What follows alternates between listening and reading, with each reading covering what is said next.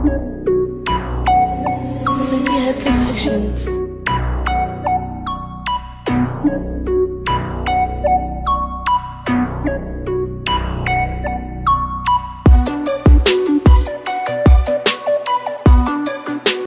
Hey, how's it going everyone? Mick Amos from All About Tech. Welcome back to another video.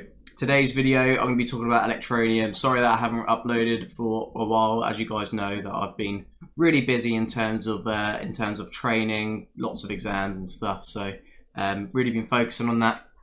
I know I said I was going to upload a couple of days ago to some people. Sorry that I didn't do that. But yeah, I've got a video for you guys today. Just want to go over Electroneum because they've launched on a new exchange.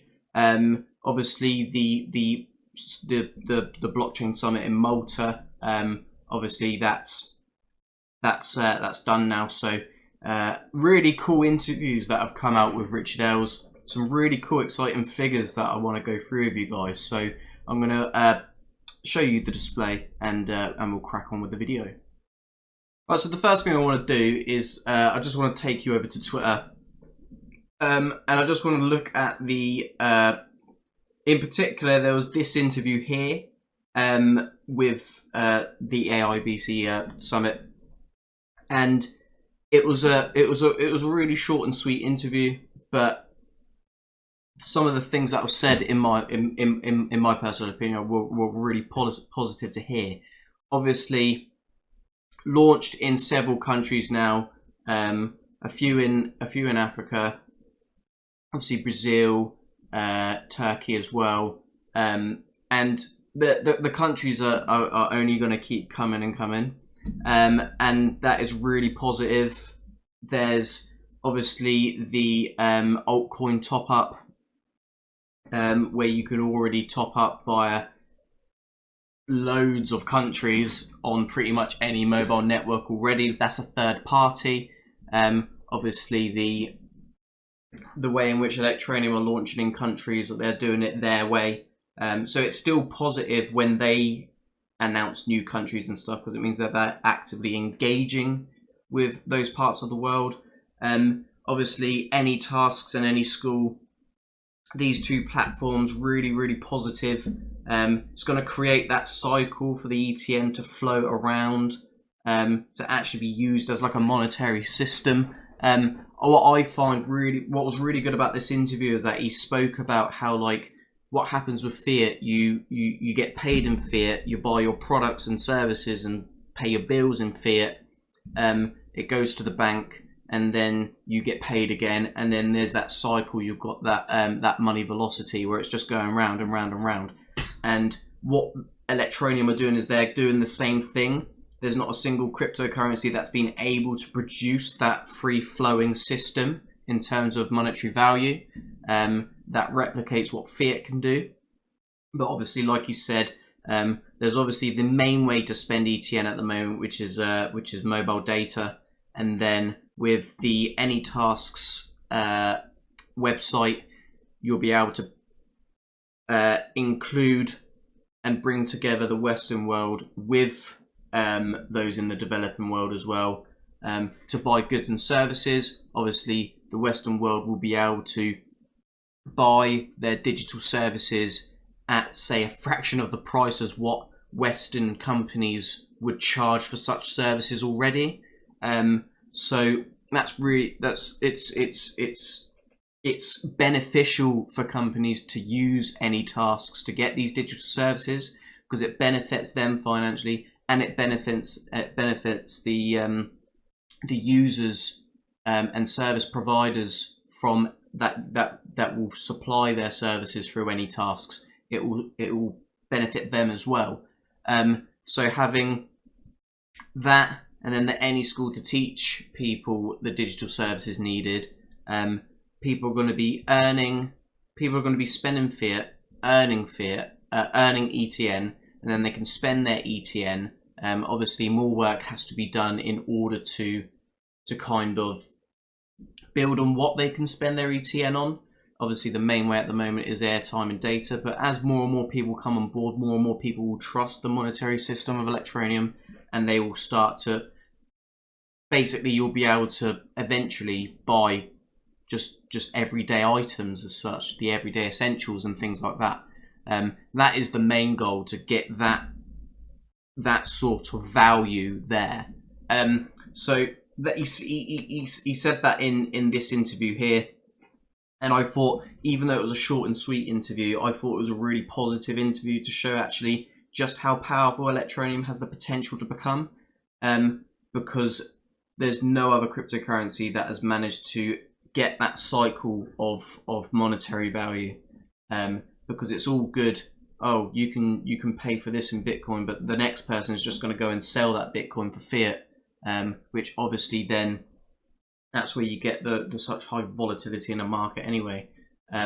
That's mainly due to speculation, of course, but if you're just selling it back onto the market, obviously that's playing a part in where the price of that said asset is. If everything's being spent in real terms, not just being shoved back onto the market, and if Electroneum are having to buy lots of Electroneum to provide to the users of AnyTasks, then there's going to be less ETN available on those exchanges. I'd like to think that would then put the demand for ETN higher than the supply, and then we should in turn, in theory, obviously in theory, it's never gone in our favor yet for Electroneum, but the price should rise. I mean, it's a massively overlooked cryptocurrency, in my opinion, which brings me on to just a quick point I want to make, that there's new videos coming out in regards to Electroneum all the time now. There's a couple new, not new YouTubers, obviously they're established YouTubers, but they've come to check out Electroneum because they're getting a lot of good positive buzz at the moment. Going to the Malta Summit was an insanely good decision for Electroneum to do. Shows their authenticity, shows how much that they actually want to succeed, and basically help with financial inclusion, which is always the added bonus. So yeah, and not only that as well, looking at views on videos, I'm seeing that Electroneum videos are doing better in terms of YouTube views as well. Obviously, when I started making videos, when I reached a peak where every video was doing like 5,000-6,000 views minimum, and then obviously as the decline of the price came down, of the market in general coming down, and there was a lot less interest. So I'm seeing on YouTube, at the very least, there is getting a slowly building back up in terms of the demand for wanting Electroneum content, and crypto content in general. It's starting to get that little buzz back. That's just a small thing I've noticed, but that's positive nonetheless.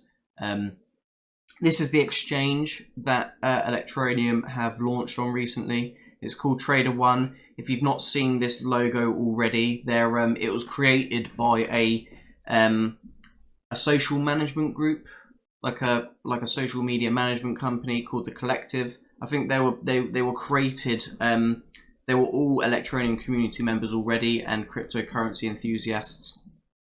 They were in like the Telegram chats of Electroneum's Telegram chats and stuff for a very long time. And to be fair to them, they've gone and created this exchange. This exchange has been around for a while. They've just launched ETN, so it's another exchange, really good. This page has like the overview of Electroneum and all their main features, etc., and drawing points. So I figured I'd mention that because it's an exchange is still an exchange at the end of the day. Moving on to the price of ETN at the moment. Obviously, we're still sitting below 0.5 cent. It's not great to look at, obviously, but even though this price is here, and with that price being there, you wouldn't have thought that would start to see that increase in demand in terms of content. but that's my experience going through YouTube and stuff. The views on YouTube are getting better. Obviously, I can't directly compare myself because I've not been uploading. But if you go through the history of my channel, the amount of views has come down over time. And I reckon if I was to start uploading regularly all the time again, I reckon you'd see an increase. But nonetheless, it's still positive.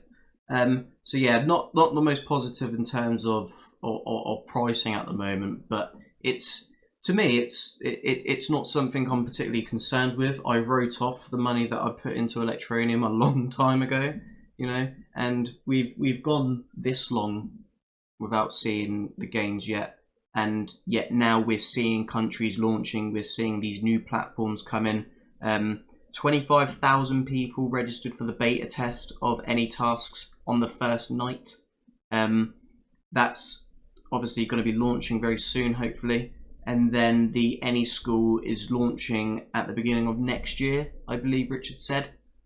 So exciting things are coming. I mean, yeah, it's not Binance or anything like that, but these are real use cases to get the money flowing. That money velocity, that monetary ecosystem, which is useful for the end user at the end of the day.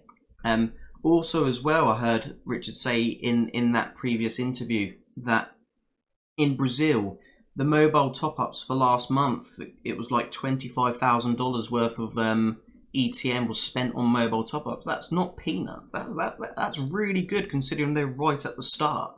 You know, imagine that figure, but for 100 countries. Or imagine that figure, but for 20 countries. You know, it doesn't take a lot. It's all about user numbers, and that's what they said from the beginning. It's all about user numbers. They don't have to make any money yet. They've got money to sustain themselves. And then all of a sudden, if they've got 100 million users, they can flick the switch, whether it's just a tiny bit of advertising on their app or something, whether it's a tiny fee for the for using the AnyTasks or for the instant payment system or whatever. They have multiple ways in which they could flick the switch and start earning a lot of money because of having a large user base. That's it. That's how Facebook made all their money. They waited until they got a lot of users and then they flicked a switch, and Mark Zuckerberg became a billionaire like pretty much overnight. It was ridiculous. It's really exciting stuff. I really hope you guys are doing well. I've got another couple videos coming out soon, hopefully, in regards to my my main rig, which I am upgrading. CPU, motherboard, and RAM. All three things being upgraded. Two of the things are coming today. The RAM is coming tomorrow. So yeah, I've not upgraded this system since two years ago. For the main parts, CPU, motherboard, and RAM, I've had since I built this PC.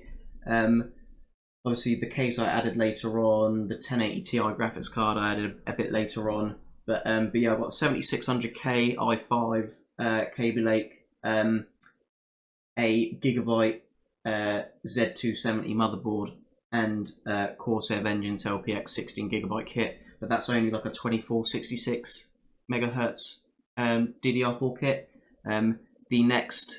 My upgrades that are coming, the RAM on it is like a 3600 megahertz a kit, and that's and it's RGB as well. It looks amazing.